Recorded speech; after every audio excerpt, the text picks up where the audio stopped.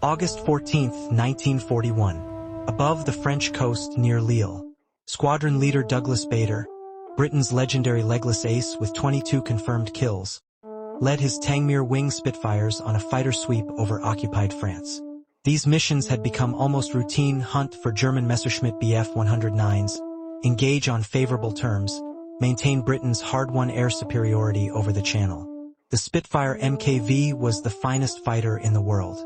Everyone knew it. The Germans knew it. The battle was won. Then something new appeared in Bader's gun sight. A radial-engined fighter, squat, brutal-looking, nothing like the sleek Bf 109. His first thought, captured French Curtiss Hawk being test-flown by the Luftwaffe. Curious but not threatening. Then the aircraft rolled. The movement was impossibly fast, violent, a snap roll that took it from wings level to inverted in under a second. No French fighter could do that. No Allied fighter could do that. The Focke-Wulf Fw 190 had arrived, and in the 18 months that followed, it would shatter every assumption RAF fighter command held about air superiority, kill hundreds of Britain's best pilots, and force a desperate technological race that nearly failed. The Butcher Bird didn't just outperform the Spitfire, it made the Spitfire obsolete overnight. By December 1941, RAF pilots were reporting a terrifying new reality. If you encountered Fw 190s, your survival depended on seeing them first and running. Fighting them was suicide. British air superiority, won at such cost during the Battle of Britain, had evaporated in 4 months. Before we reveal how one aircraft changed the air war overnight, demolish that subscribe button. Like and comment which WW2 fighter you think was actually the best. This channel exposes the weapons that actually dominated combat. Now let me show you why RAF pilots feared the Butcher Bird more than anything else in the sky. The Focke-Wulf Fw 190 emerged from a design philosophy that contradicted everything Allied intelligence believed about German fighter development. By 1939, Messerschmitt had established dominance in Luftwaffe fighter contracts with the Bf 109, and conventional wisdom said Germany would simply iterate on that successful design. But Kurt Tank, Focke-Wulf's chief designer, saw fatal limitations in the Bf 109's narrow-track landing gear, cramped cockpit, and liquid-cooled inline engine vulnerable to single hits. He proposed something radically different, a radial-engined fighter that prioritized pilot visibility, ease of maintenance, and survivability over theoretical aerodynamic perfection. The BMW 801 radial engine represented a gamble that nearly killed the project. Radial engines were larger, heavier, and created more drag than inline designs. But the BMW 801 delivered 1,730 horsepower at takeoff, far more than the Daimler-Benz engines powering Bf 109s and early Spitfires. More critically, the radial's air cooling eliminated vulnerability to coolant system damage. A Spitfire with a single coolant line punctured had perhaps 5 minutes before engine seizure.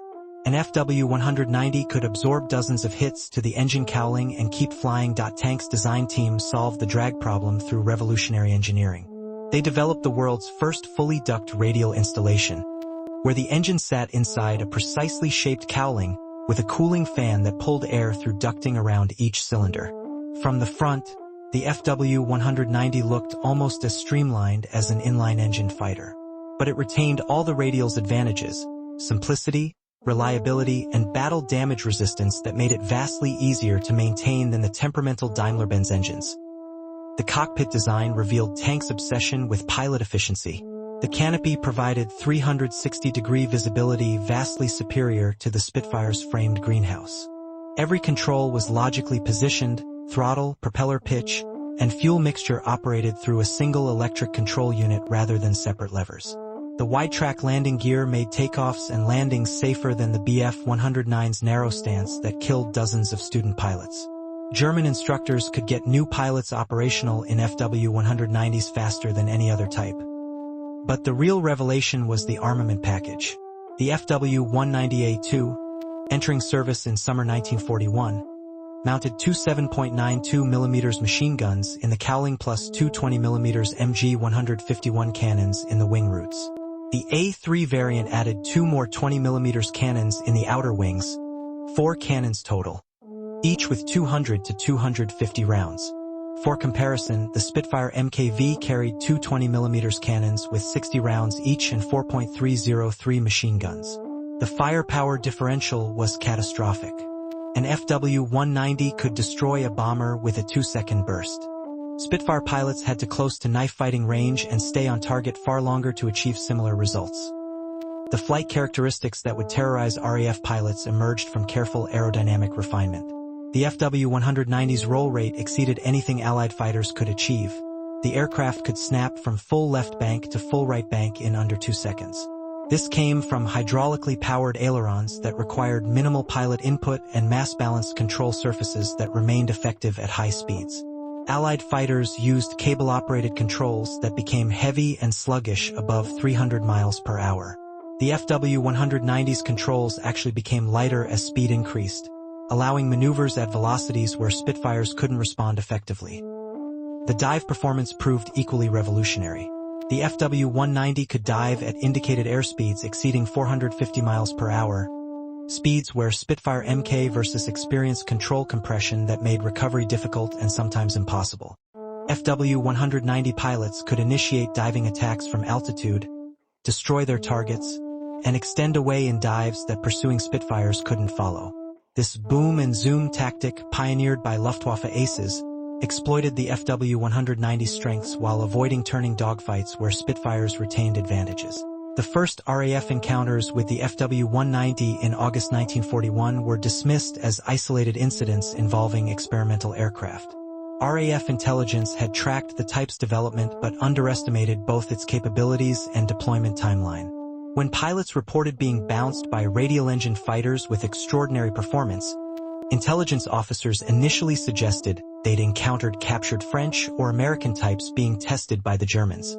This comforting delusion lasted approximately 3 weeks. By September 1941, JG-2 Richthofen and JG-26 Schlageter, the Luftwaffe's elite fighter wings stationed in France, were fully equipped with Fw-190s. These units, commanded by some of Germany's most experienced fighter leaders, immediately exploited their new mount's advantages. They stopped engaging in turning dogfights that favored Spitfires. Instead, they patrolled at 25,000 to 28,000 feet, waited for RAF fighters to pass below, then executed diving attacks at speeds exceeding 400 miles per hour. Hit, kill, extend, then climb back to altitude and repeat at RAF squadron leader Al Deer, a New Zealand ace with 17 confirmed victories, described his first Fw-190 encounter in his memoirs. "I was leading my section at 22,000 feet when something flashed past going straight down. I barely registered it as an aircraft before it was gone. Seconds later, my number 2 was calling that he'd been hit and couldn't maintain altitude. I never saw the attacker, never heard a warning. The first indication was my wingman dying. This became the standard Fw-190 engagement. You died before you knew you were being attacked." The performance differential made conventional fighter tactics obsolete. The Spitfire Mk V could reach 374 miles per hour at 13,000 feet. The Fw-190A-3 could reach 408 miles per hour at 20,000 feet. This 34 miles per hour advantage, combined with superior acceleration and climb rate, meant Fw-190 pilots controlled every engagement. They chose when to fight, when to break off, and dictated the terms of combat.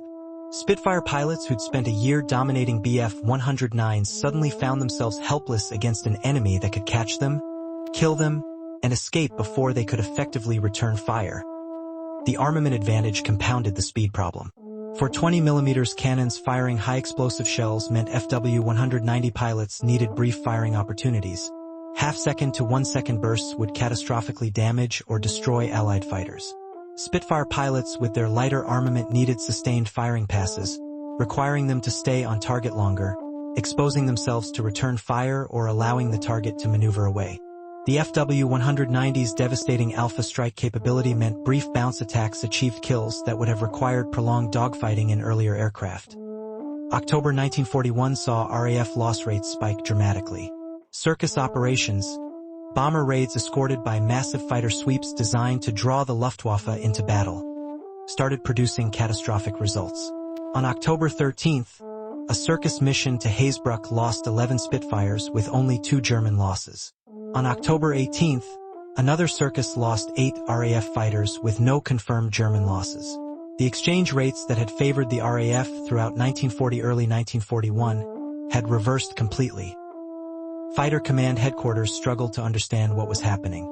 Pilot debriefings described an enemy fighter faster than Spitfires, more heavily armed, and capable of maneuvers that seemed impossible. But British intelligence hadn't believed the Fw-190 could be that good. Their calculations suggested a radial engine fighter would be too draggy, too heavy to outperform the refined Spitfire. The math said it was impossible. The body count said otherwise. Wing Commander Douglas Bader, shot down and captured on August 9, 1941, provided early intelligence about the new fighter during interrogation. His German captors showed him an Fw-190 and explained its capabilities with evident pride. Bader's reports, smuggled back to Britain through intelligence networks, confirmed that the Fw-190 wasn't an experimental type. It was entering mass production and would equip all fighter units on the Western Front within months. Fighter Command faced an emergency. February 12, 1942. The Channel Dash. German battleships Scharnhorst and Gneisenau made their audacious daylight run through the English Channel from Brest to German ports. The Royal Navy and RAF threw everything available at them. Torpedo bombers, destroyers, motor torpedo boats, bombers escorted by fighter sweeps. All failed catastrophically. The German ships reached home waters essentially undamaged. The reason? Fw-190s providing continuous air cover throughout the dash. RAF fighters, attempting to escort torpedo bombers, encountered Fw-190 screens that simply destroyed them. Spitfire squadrons found themselves bounced from altitude by fighters they couldn't catch or outmaneuver. German pilots executed textbook bounce attacks, dive from 28,000 feet at 450 plus mph, fire devastating cannon bursts into Spitfire formations, extend away before defenders could react, then climb back to altitude. The RAF couldn't protect its bombers. The bombers couldn't reach their targets. The battleships escaped. The strategic humiliation shocked Britain.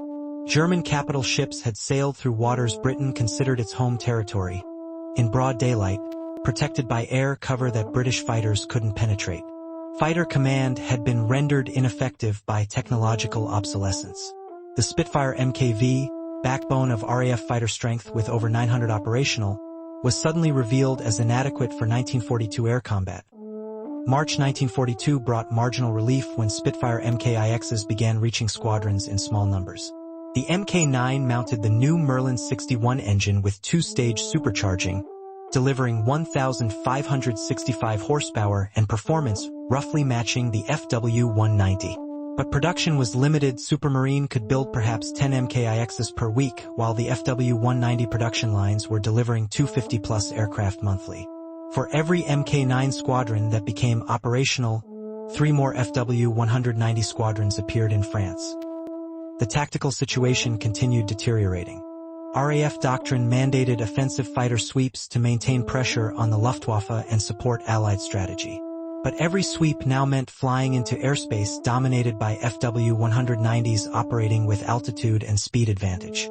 Pilots who'd volunteered for fighters, the glamour service, were now flying aircraft they knew were inferior, into combat they knew favored the enemy, with survival depending on luck as much as skill.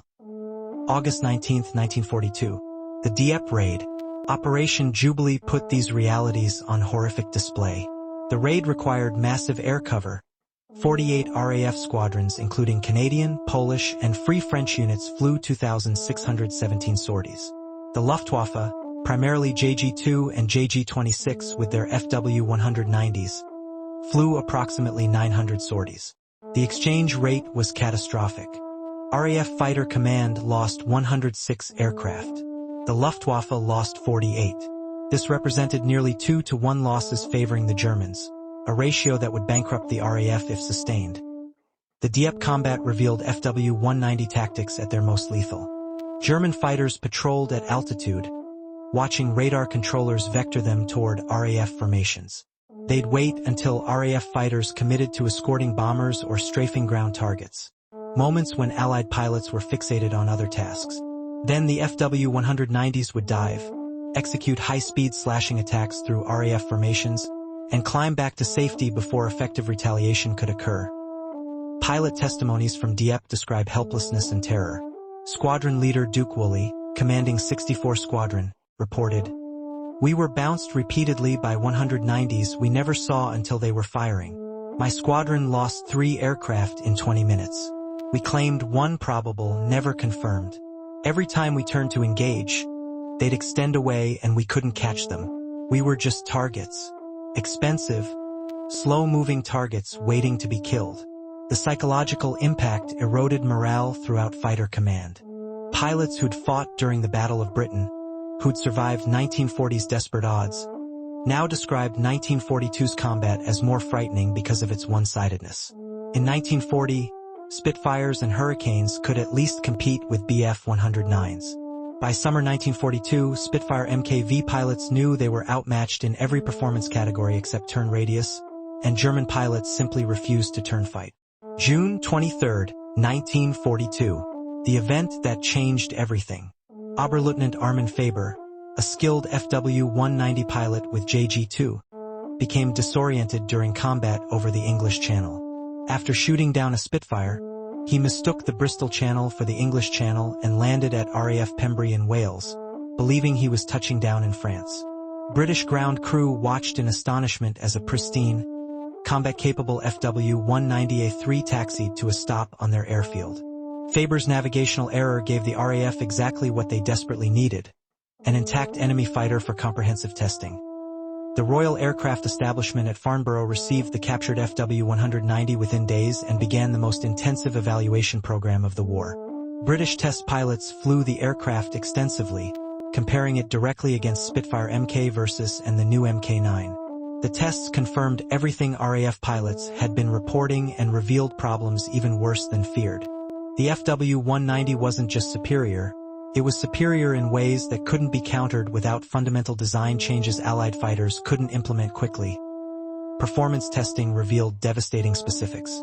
The FW-190A3 was 25 to 30 miles per hour faster than the Spitfire Mk V at all altitudes. It climbed better above 15,000 feet. The roll rate exceeded anything British test pilots had experienced. Full aileron deflection at 300 miles per hour produced roll rates approaching 180 degrees per second. The Spitfire managed perhaps 90 degrees per second under similar conditions. This meant the FW-190 could reverse direction, evade attacks, or maneuver onto firing solutions twice as fast. The dive performance was equally humbling. Test pilots pushed the FW-190 to 460 miles per hour indicated airspeed in near-vertical dives, speeds where control surface loads would have made Spitfire recoveries marginal at best. The FW-190's controls remained light and responsive.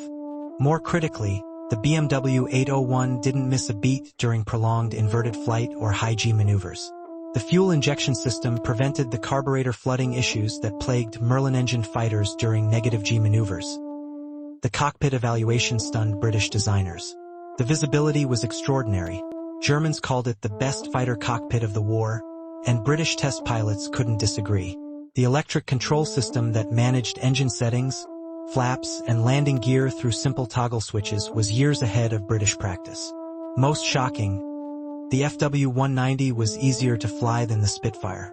A pilot with 20 hours in type could operate the aircraft near its maximum capability. British fighters required 100-plus hours before pilots approached proficiency. The armament testing produced grim conclusions. The FW-190's four 20mm cannons, harmonized at 250 meters, created a killing zone where any aircraft caught would be catastrophically damaged or destroyed. Test firings against obsolete bombers showed that 2-second bursts were sufficient to guarantee structural failure. British pilots were flying fighters that required sustained firing passes against an enemy that needed only momentary opportunities. The maintenance evaluation revealed the most frustrating advantage. The FW-190 was designed for frontline servicing by minimally trained ground crews. The entire engine could be changed in 45 minutes using standardized attachment points. Battle damage repairs that would take British ground cruise days could be completed in hours on an FW-190. The combat availability rate, percentage of aircraft ready for operations on any given day, ran approximately 85% for FW-190 units versus 65% for Spitfire squadrons. RAF Air Staff received the Farnborough Report in July 1942 and faced an uncomfortable reality. The Spitfire Mk entering service in limited numbers, could compete with the FW-190 at altitude. But below 20,000 feet, even the Mk was outclassed. The Mk V, comprising 80% of fighter command strength, was obsolete. Britain needed a completely new fighter or a radical Spitfire redesign, development programs requiring 12 to 24 months. For the next year, RAF pilots would continue flying inferior aircraft against an enemy that could kill them almost at will. The tactical countermeasures Fighter Command developed revealed the desperation of their situation. Without superior aircraft, the RAF had to rely on doctrine and discipline to minimize casualties. The solutions were practical but fundamentally defensive, the mindset of forces that had lost technological advantage and were fighting to survive rather than dominate. The first tactical adjustment was altitude discipline. RAF squadrons were ordered to patrol at maximum practical altitude, 26,000 to 28,000 feet, to deny FW-190s the height advantage they'd been exploiting. This partially worked but created new problems. At those altitudes, Spitfire Mk versus operated at the edge of their performance envelope. Controls were mushy, engines struggled, and pilots had minimal reserves for combat maneuvering. The FW-190s, with their superior supercharging, operated comfortably at 28,000 feet and could still dive away if bounced. Formation tactics evolved toward defensive efficiency rather than offensive capability. Fighter Command mandated Finger 4 formations, 2 pairs of aircraft with extensive spacing allowing better lookout and mutual support. The tight Vic formations of 1940 to 1941, where 3 aircraft flew wingtip to wingtip, were abandoned as suicidally vulnerable to FW-190 bounce attacks. The new formations improved survival rates but reduced defensive punch. For aircraft in spread formation couldn't concentrate fire as effectively as tight formations could. The most telling tactical order: avoid combat with FW-190s unless conditions were favorable. RAF squadrons were instructed that if they encountered FW-190s with altitude or positional advantage, they should disengage immediately. Only engage if you had altitude, numerical superiority, and the enemy was unaware of your presence. This was surrender disguised as tactical wisdom, an acknowledgement that RAF fighters could no longer compete on equal terms with German frontline equipment.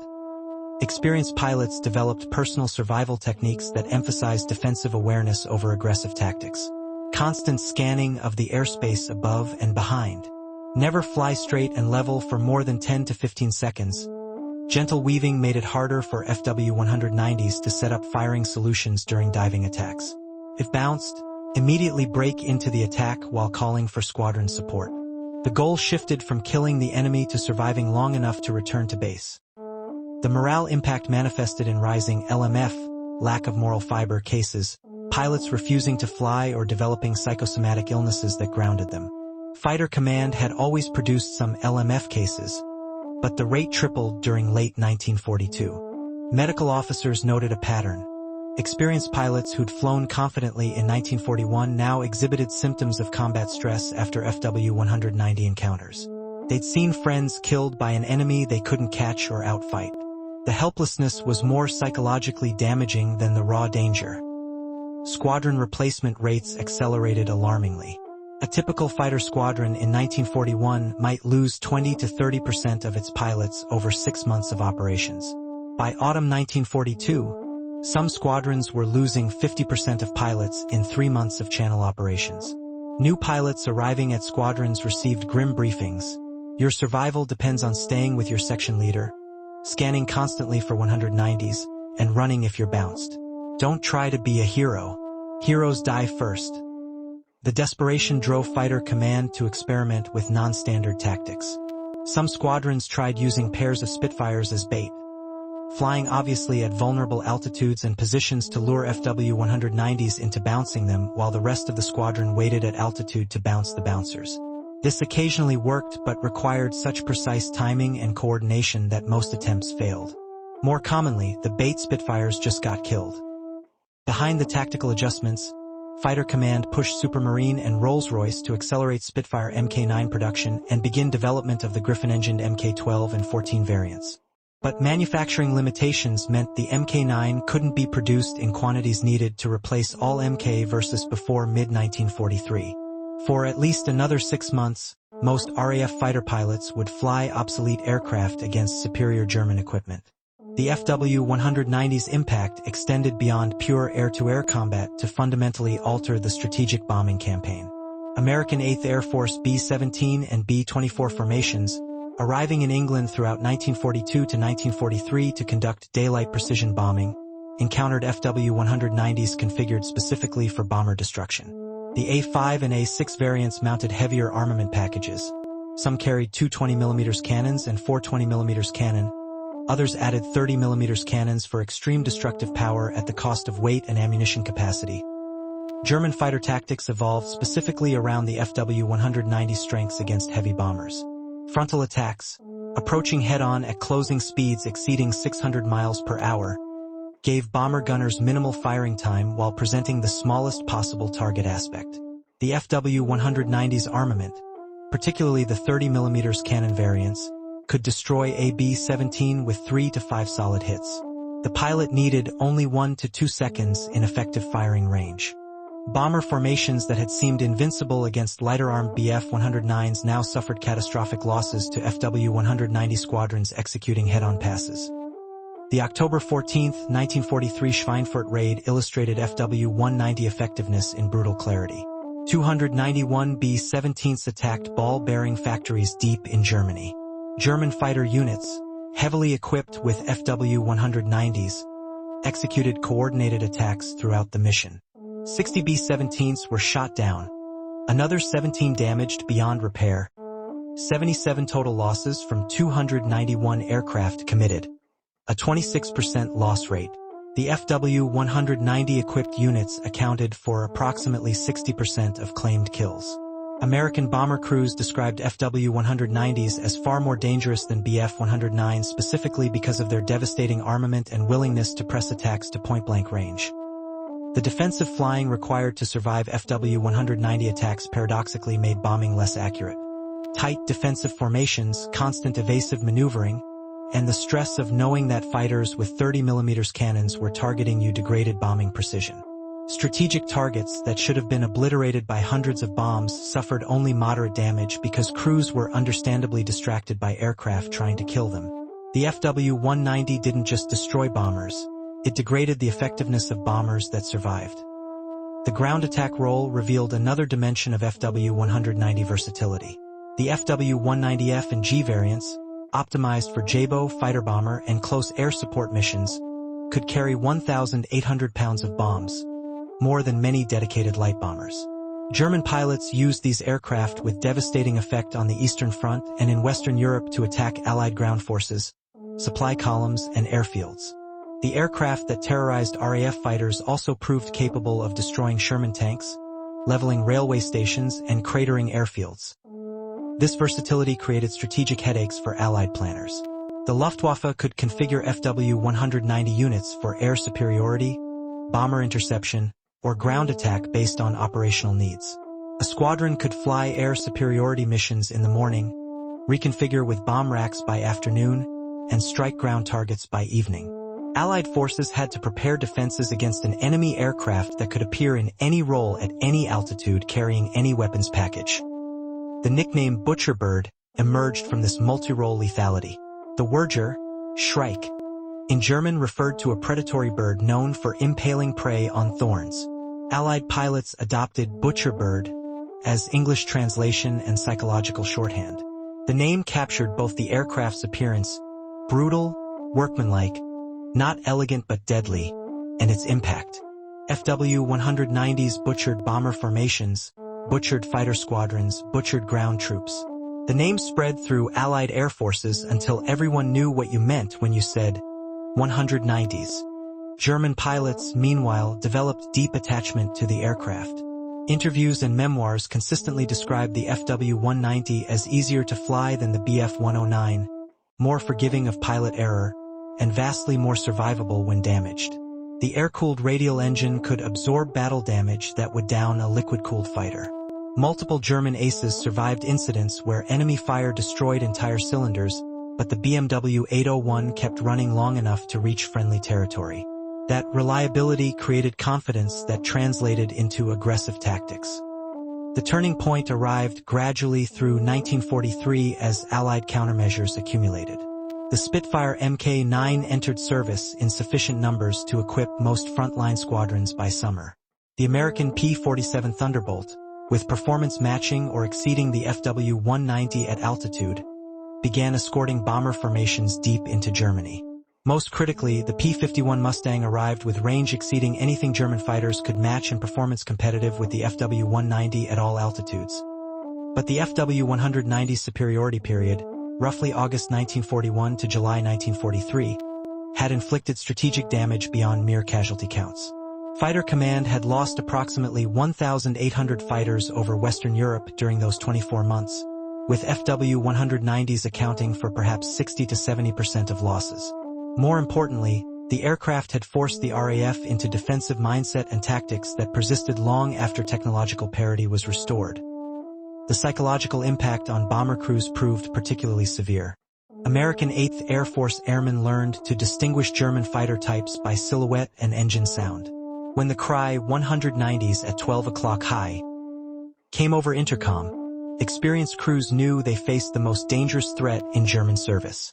The Bf-109 required multiple passes to destroy a B-17. The Fw-190 could do it in one head-on attack if the pilot was skilled and aggressive. German production priorities revealed how highly the Luftwaffe valued the type. From 1942 onwards, Fw-190 production consistently exceeded Bf-109 production in priority allocation of materials, engines, and skilled labor. By 1944, Focke-Wulf factories and dispersed production sites were delivering over 1,000 Fw-190s monthly. Total production reached approximately 20,000 aircraft, making it one of the most produced fighters of the war despite entering service 2 years later than the Bf-109. The aircraft evolved continuously throughout production. The Fw-190D Dora variant, entering service in autumn 1944, switched to an inline Jumo 213 engine with annular radiator that gave it a longer nose profile. Performance increased dramatically. Top speed exceeded 440 miles per hour, and altitude performance improved substantially. Allied pilots who'd learned to fight early model Fw-190s found the D9 variant a completely different challenge, combining all the original's roll rate and armament with performance matching late-war Allied fighters. The Ta-152, Kurt Tank's ultimate development of the design, appeared in limited numbers in 1945 equipped with pressurized cockpit and performance exceeding anything the Allies fielded operationally.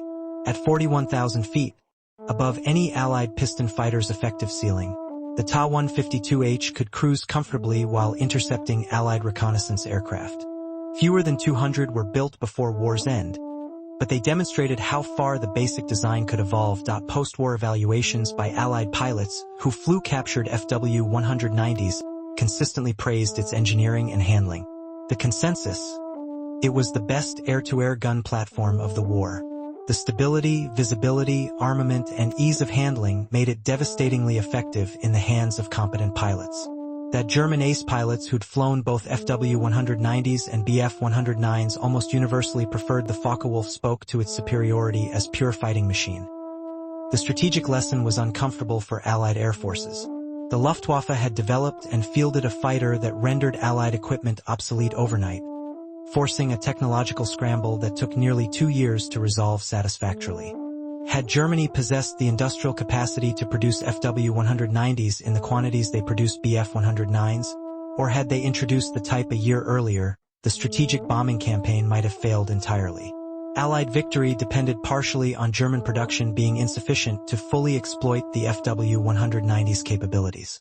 The Fw-190's legacy extends beyond its wartime service to fundamentally reshape fighter design philosophy. Kurt Tank's decision to build around a radial engine, prioritize pilot visibility and ergonomics, and emphasize maintainability over theoretical performance maximums influenced post-war fighter development worldwide.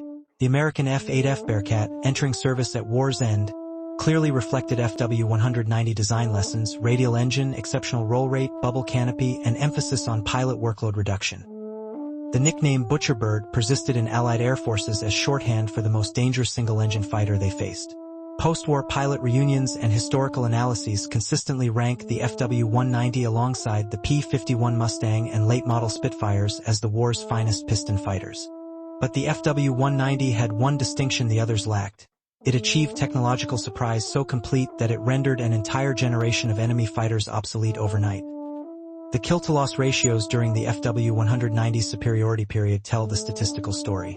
From September 1941 to June 1943, FW-190 equipped units on the Western Front achieved kill ratios averaging 4 to 1 to 6 to 1, destroying 4 to 6 Allied aircraft for every FW-190 lost. These ratios exceeded what Bf-109 units achieved during the same period and far exceeded what Allied fighters managed against German opposition. The mathematical reality was brutal. RAF Fighter Command was losing an unsustainable war of attrition. Individual German aces achieved extraordinary scores flying the FW-190. Otto Kittel scored 94 of his 267 victories in FW-190s on the Eastern Front. Walter Nowotny claimed 258 victories, most in FW-190s. These scores weren't just products of pilot skill. They reflected an aircraft that gave skilled pilots enormous advantages over opponents. The combination of speed, armament, visibility, and handling meant that talented pilots could achieve results impossible in lesser aircraft. The tactical innovations developed around the FW-190 influenced fighter doctrine into the jet age. The boom and zoom, attacks from altitude, exploiting speed and dive performance while avoiding turning engagements, became standard procedure for heavy fighters lacking maneuverability advantages. The emphasis on first-pass kills using devastating armament concentrations influenced post-war fighter weapons loadouts. The FW-190 proved that properly armed fighters didn't need prolonged dogfights. They needed brief firing opportunities and weapons powerful enough to kill in seconds. The engineering achievement deserves recognition separate from the aircraft's combat record. Kurt Tank and his team solved problems that Allied designers believed were unsolvable, creating a radial-engined fighter competitive with inline designs, developing control systems that remained effective at high speeds, and building a weapons platform stable enough for accurate gunnery at closing speeds exceeding 600 miles per hour. These weren't incremental improvements. They were fundamental advances that redefined what fighters could achieve. The psychological warfare aspect, the terror the FW-190 inspired in Allied pilots, proves as significant as the physical casualties inflicted. RAF pilots who'd confidently engaged Bf-109s on equal terms now encountered fighters they knew were superior. That knowledge degraded combat effectiveness beyond what mere performance differentials would suggest. Pilots fighting from disadvantaged positions become defensive, reactive, and focused on survival rather than killing enemies. The FW-190 transformed RAF Fighter Command's mindset from offensive aggression to defensive survival. The final accounting reveals sobering mathematics. The FW-190 entered service in August 1941. By July 1943, 24 months later, Allied fighters had achieved rough technological parity through Spitfire Mk P-47, and P-51 deployment. During those 24 months, the FW-190 killed thousands of Allied airmen, destroyed over 2,000 Allied aircraft in Western European combat alone, forced the RAF into defensive tactics, and inflicted psychological trauma that persisted long after the aircraft's technological advantage disappeared. August 14, 1941. Squadron leader Bader saw something new in his gun sight and dismissed it as curious but unthreatening. By December 1941, RAF pilots were reporting the new German fighter with fear bordering on panic. By August 1942, Fighter Command had accepted that their equipment was obsolete and their pilots were dying in aircraft that couldn't compete. The Butcher Bird had arrived, and for 18 months of desperate combat, it ruled the skies over Western Europe with technological superiority that only Allied industrial capacity eventually overcame. The FW-190 didn't just outperform the Spitfire. It revealed that Allied assumptions about fighter design were wrong, that radial engines could compete with inline designs, and that comprehensive engineering could overcome theoretical limitations. It proved that a single superior weapons system could dominate combat for years if the technological advantage was substantial enough. That lesson, delivered through burning Spitfires falling into the Channel, reshaped how every Air Force approached fighter development for decades afterward.